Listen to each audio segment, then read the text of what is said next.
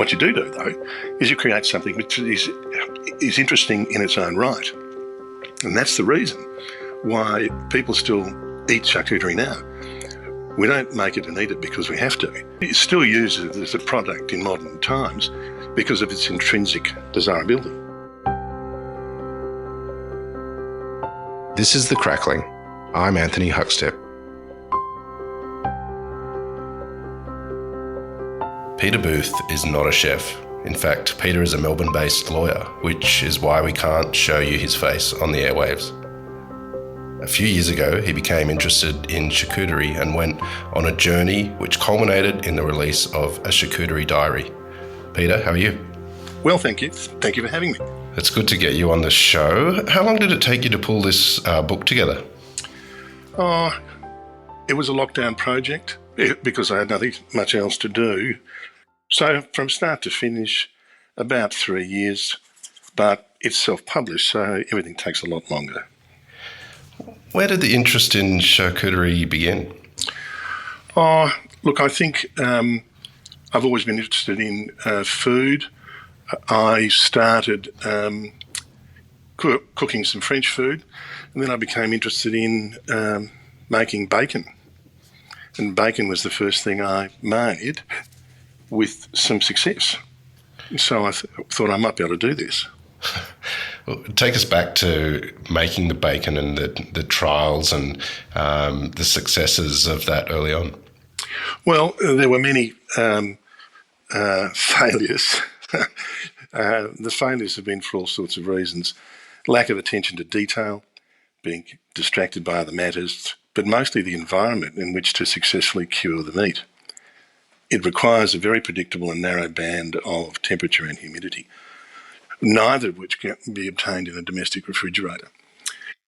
But bacon is very easy because it's smoked, and all you need to do is cure it up pretty quickly. It only takes about a week. And then you can smoke it in the sort of smoker that you buy from the fish tackle shop.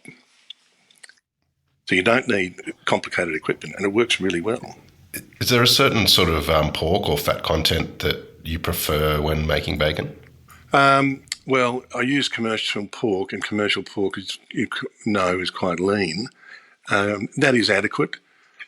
Sometimes you get more fatty pork, but bacon does have to have a degree of fat in it, although there are types of bacon which don't. You can just cure up the loin of the pork, which is very lean. You do have to be careful because it'll dry out really quickly. Classic bacon is the belly part with no bones, and that's got about 5 layers of fat, and it works very well. I want to explore the book and how you researched and came up with the idea for the book, but take us back to when you were young. What sort of role did food play when you were a kid? I grew up in Australia in the 1960s and 70s. That meant that food wasn't very interesting. But we had the classics, and we had casseroles and boiled vegetables in winter. The vegetables had the colour boiled out of them, as my mother was wont to do. We had a lot of lamb chops. Occasionally we had steak.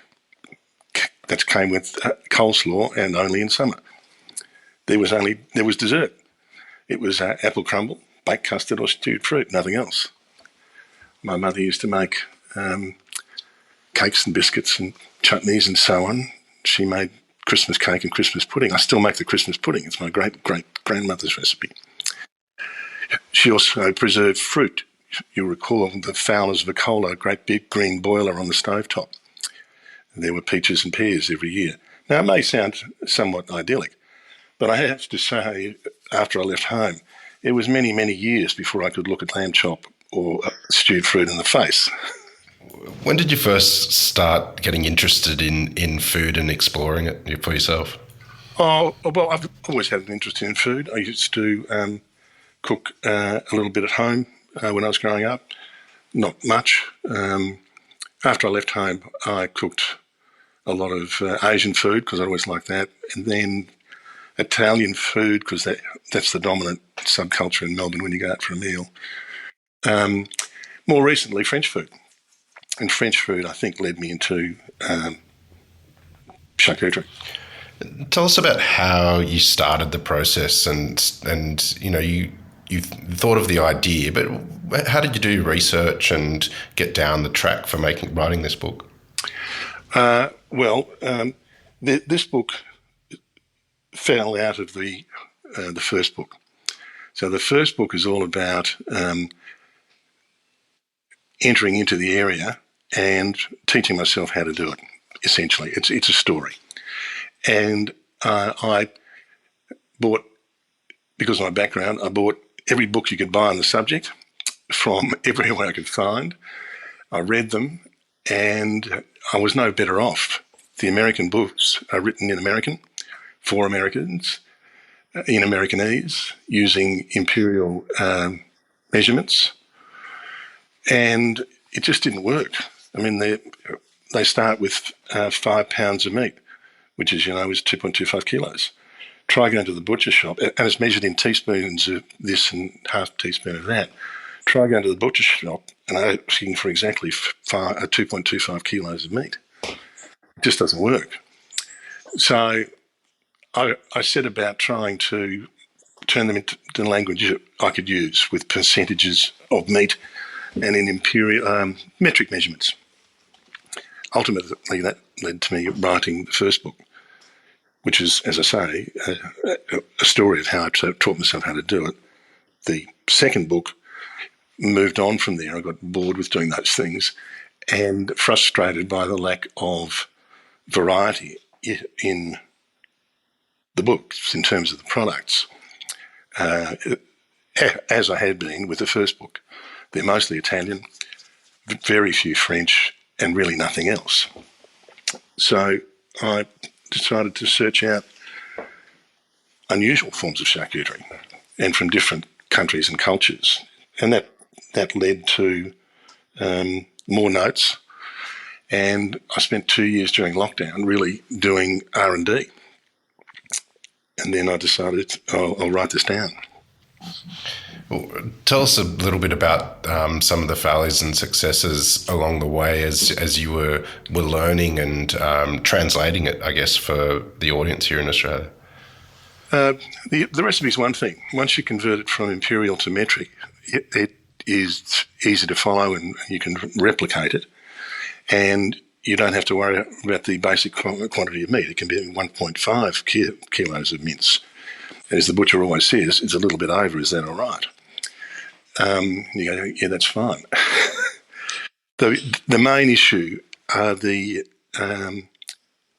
parameters for the air drying of the product. So you cure it up with salt and sugar, whatever it is, usually, and some curing salt.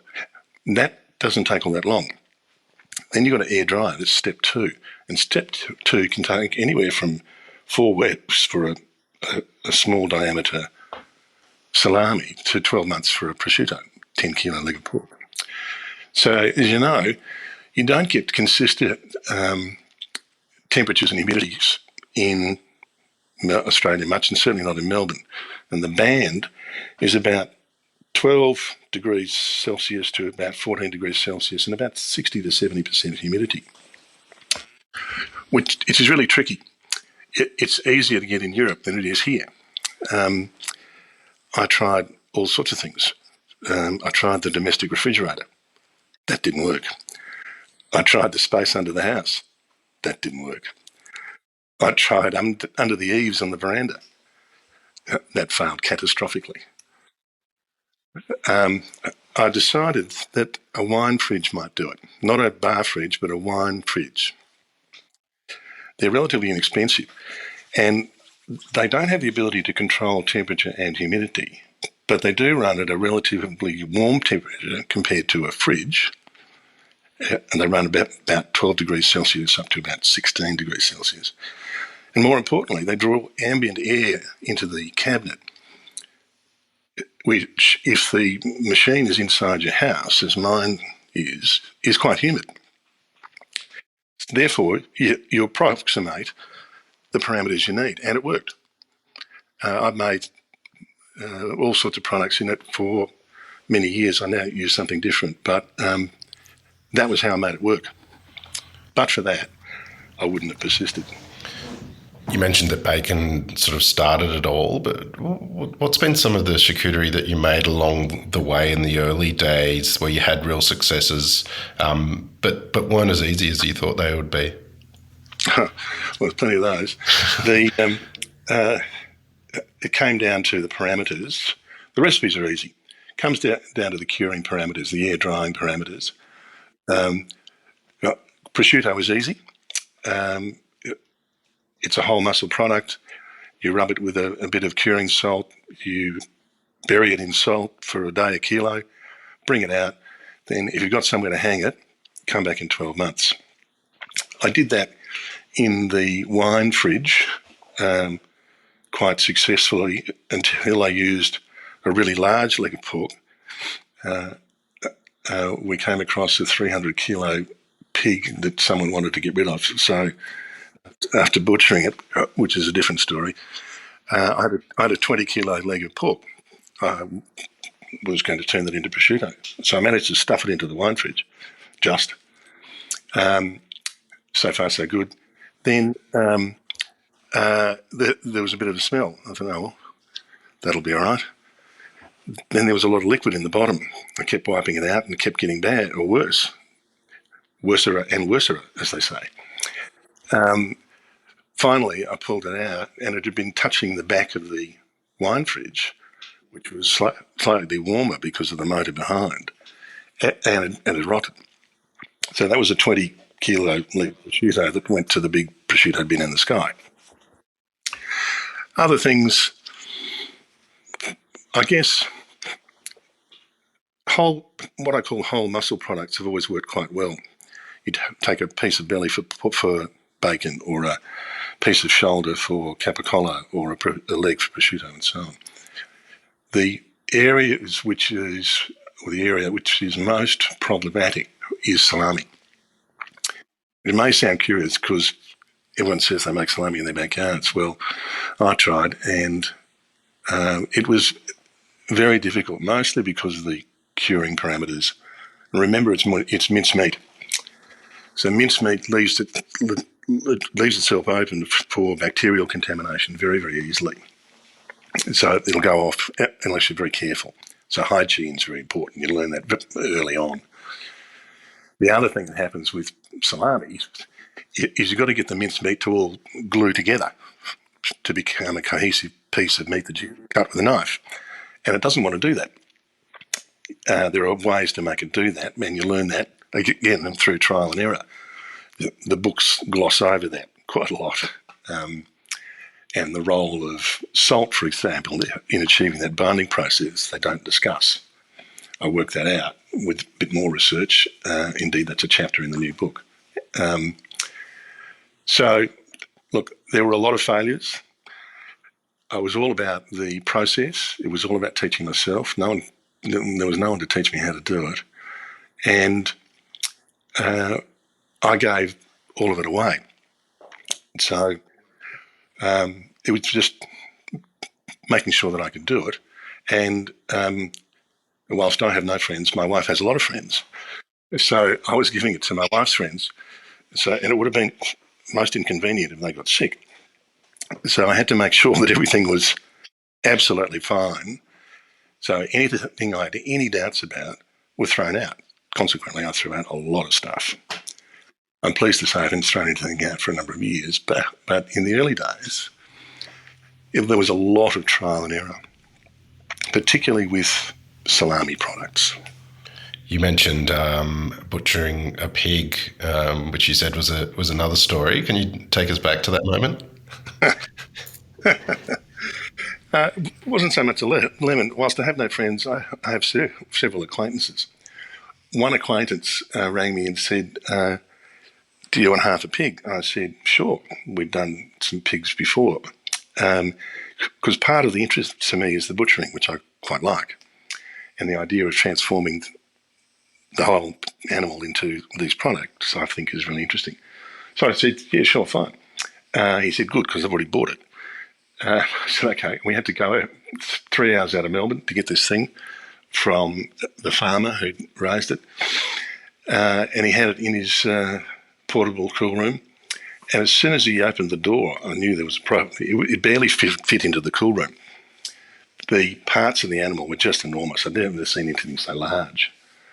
Nonetheless, we bought it because we'd agreed to buy it. And I said, it's a pretty much, he said, yeah, I'll show you the others in the paddock. Took me over to the paddock when they were running around the mud. And they were all the size of like Toyota Corollas. They were just enormous, running around. And I said, was it as big as one of those? And he paused and said, no, mate, it was bigger. This thing we estimated was about 300 kilos dressed, which means very, very undressed, of course. So it had fat on it, imagine 4 fingers deep, which I'd never, ever seen before. It was what they often call a salami pig, and we didn't realise that at the time. I'd never heard of it. I've heard of a salami pig, but I've never seen one. They're elderly sows that have come to the end of their breeding life, and the farmer wants to get rid of them, and so they sell them for very cheaply. And people use them to make charcuterie, but we'd never done it before, so we didn't know what we were dealing with. So there's a lot of meat. That's okay. You can butcher that and deal with all that. But B, the meat is extraordinarily fatty. I made bacon in the way I normally make bacon. I thought, okay, this is good. Put them in the hot smoker, cue them up, put them in the hot smoker. And they, as I say, they had 3 or 4 fingers of fat on them. It was when the rendered fat started running out of the bottom of the hot smoker that I realised I'd made a mistake. Even though hot smoking is not very hot, there was so much fat on these bellies that it was just rendering, and I ended up throwing it all out. So I ended up throwing out all the bacon, the prosciutto I've just described, that went to the big prosciutto bin in the sky. The salami was okay, but it was incredibly fatty. I think if I was ever to do it again, I'd approach such an animal in a very, very different way. But as I say, we had no idea what we were doing. Part of the learning process.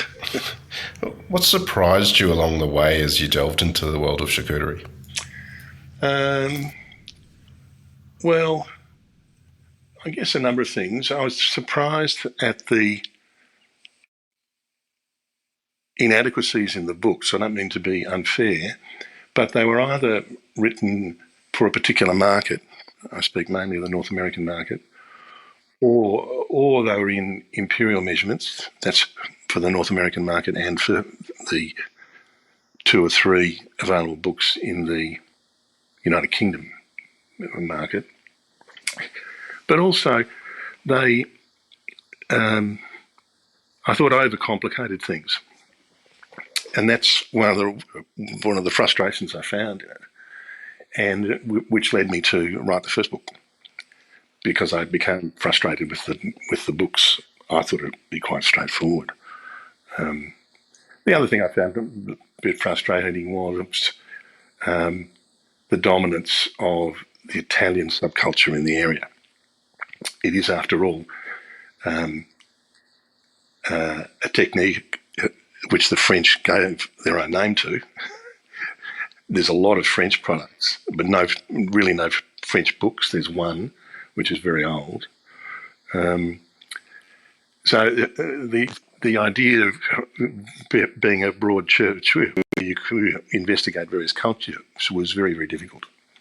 And again, I've tried to do that in the first book and the second, because it's not an Italian thing as much as they'd like you to believe it is. No offence to the Italians. But they seem to have dominated the printed version or the recipe versions in books. You've branched out doing classes. What's that experience been like for you? Oh, very interesting, actually, and quite surprising. The first surprise was that anyone bothered to attend. The second surprise was wherever I go, there's a mixture of people who've never done it before, which is really nice. But the majority of people in the room have done a lot of salami making before, but not much whole meat or whole muscle products. And I say to them, if you can make salami, you can do this on your ear. Salami is really hard. And they go, oh, no, we're Italian background or whatever it is. And our grandparents really didn't make anything other than salami. So we don't know how to do it, and we're really interested to do it. And they take to it like a duck to water, of course. The interesting thing is the diverse nature or the range of people who do it. They come from all backgrounds, all ages, and it's actually been very interesting. It's taken me to quite a lot of places, including Byron Bay recently.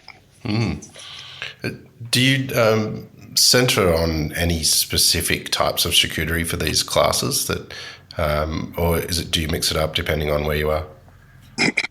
Yeah, the answer is the latter. Yes, I do. But I start from the proposition that it's whole muscle charcuterie, because most of the other classes really don't do it. That's the first reason to do it. The second reason to do it is because it's really easy. As I've said, much easier and more reliable than salami. But what I do in Wangaratta every year is a 2-day weekend where you start with a whole pig. So the first day is butchery, the second day is a mixture of making various products from several salamis to preparing whole meat things like bacon, prosciutto, capicola, the classic varieties that are pretty easy. And I always take show and tell. So I make a whole range of products and we taste them and all that sort of thing. And they're products which represent the things they're going to make in the class, but also other things that I encourage them to try. Recently, for example, I've been trying to get people to make squid ink salami, which is something that I worked up over COVID and is in the book, because I found a reference to it somewhere in a restaurant, I think, and then I couldn't find a recipe for it, and then we sort of mucked around with it and worked it out. It's not hard.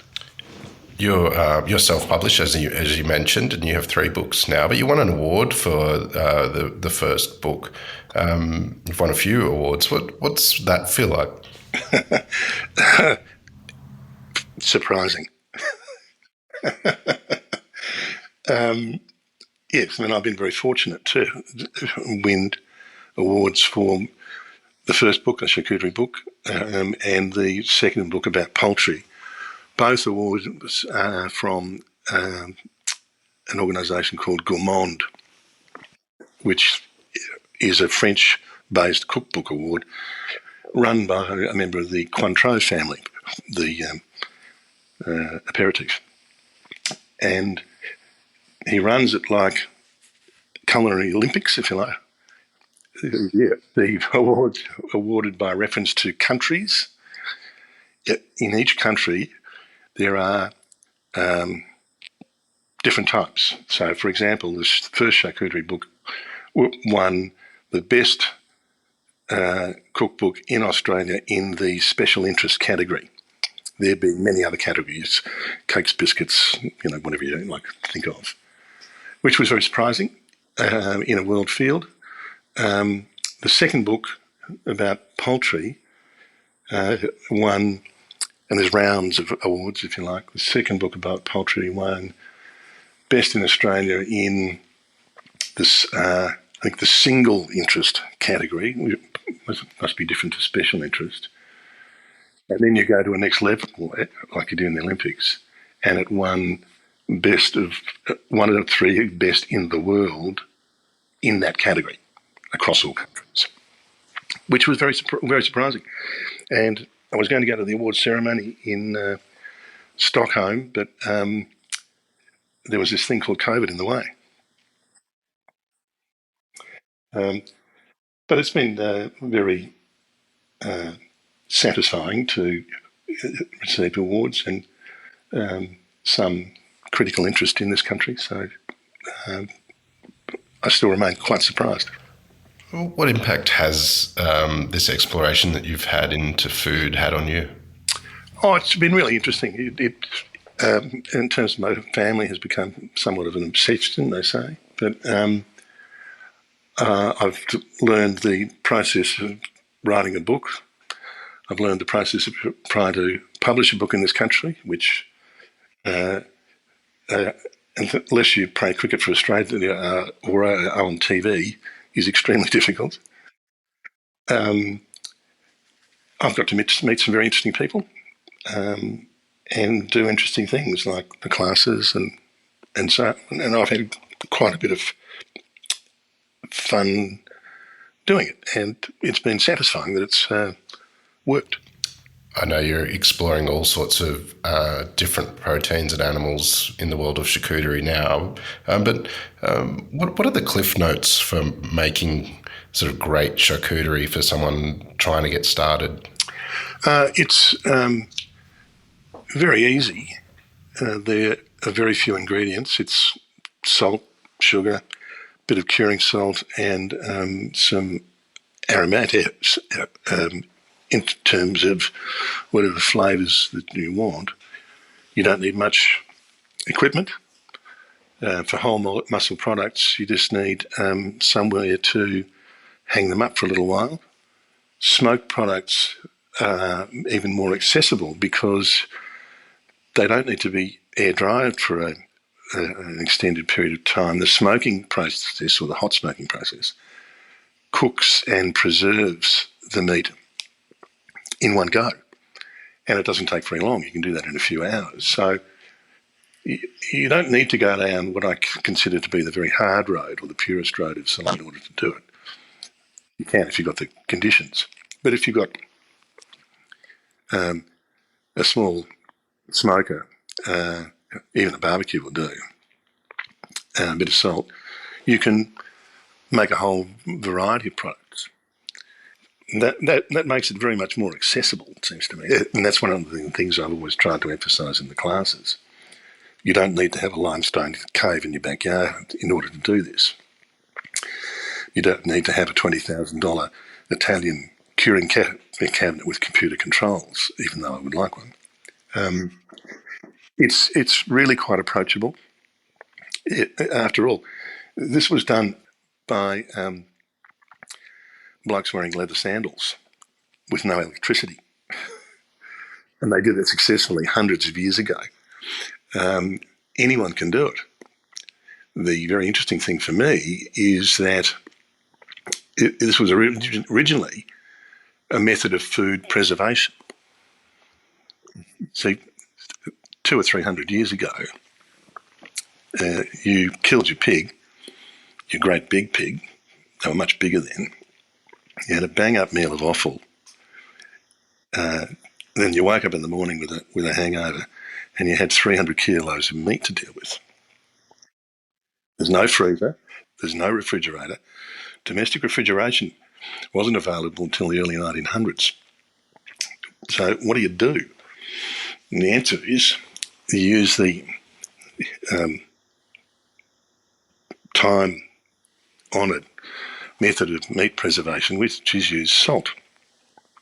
The trick, and whoever did this is the person you should be applauding, is not to use not so much salt that it becomes rock hard, like salt cod, for example. If you just use a little bit, and you don't use much salt in these preparations, my preparations use 3% salt, which is not much. If you do that, it doesn't go rock hard, but it'll still keep. And it's very much more versatile than the rock hard salt cod or the salt beef or salt pork used previously. What you do, though, is you create something which is interesting in its own right. And that's the reason why people still eat charcuterie now. We don't make it and eat it because we have to. You've got freezers and cryovac machines and all that sort of stuff now. It's still used as a product in modern times because of its intrinsic desirability. Their products are desirable in their own right, not for preservation values. And I think that's one of the most interesting things about it. What is it about charcuterie? What are some of your favourite charcuterie experiences that sort of lit the fire for you to explore it? There's 3 or 4 classic things that I encourage people to make. Bacon's the first one. It's where it started for me. It's very easy to make. With a little salt, a little sugar and some dried herbs and a bit of curing salt. Put it in a Ziploc bag for 7 days in your fridge. Wash it, dry it, put it in the fridge overnight. This creates a sticky layer called a pellicle, which is a protein layer which forms on the outside of the meat. This makes the smoke adhere to the meat. Then you hot smoke it. That's it, it's done. And it'll last forever. Prosciutto, as I said, was the next thing I had much success with. It's very easy to make. You remove the hip bone, expose the femur, keep the trotter on, rub a bit of curing salt over the meat, bury it in salt for a day, a kilo, then hang it up, come back 12 months later. Salami is much more difficult, as I said, but conceptually very easy.